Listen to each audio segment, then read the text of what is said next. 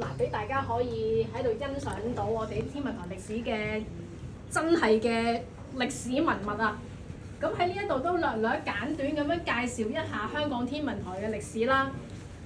香港天文台咧就係1883年建立嘅。咁點解我哋要喺香港嗰度起一個要觀察到氣象，又要睇到星，又要搞咁多嘢嘅地方咧？原因就係當年香港仲係英國嘅殖民地啦。咁其實個地理位置非常之好，又位處於呢一個面對住南中國海、面對住太平洋呢個地方，其實係對於呢一個氣象觀測同埋對呢個航海有非常之重要嘅一個因素。所以咧，當年英國嗰邊咧就設立咗建議，就喺香港嗰度咧建立一個天文台嘅機構，要嚟做一個監測嘅服務啦。當年咧，雖然香港天文台咧係 under 呢一個英國政府嘅管治啦，但係喺開台之初咧，我哋係冇皇家呢兩個字嘅。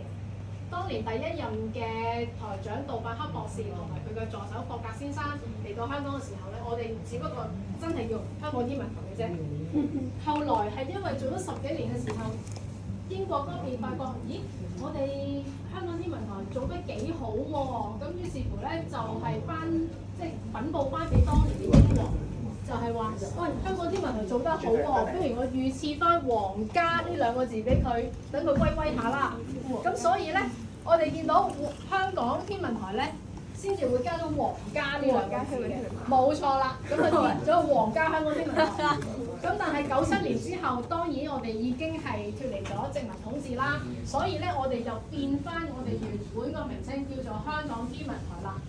我哋喺呢一度見到一個木牌上邊咧，就係歷年嚟由開台至到1997年之前嘅台長嘅姓名同埋佢哋上任嘅日子啦。而左手邊呢一個台徽呢一個咧，就係我哋咁多年嚟嘅台徽嚟嘅。大家可以見到，去到1997年之後，我哋個台徽一直都係冇變過，都係用緊呢一個大家見慣見熟，好似颱風咁樣嘅一個徽號嘅。想當年咧，香港天文台開台嘅時候，我哋主力做3樣嘅：地磁，即係探測地球嘅磁場啦，同大家嘅導航、指南針、航海有關嘅；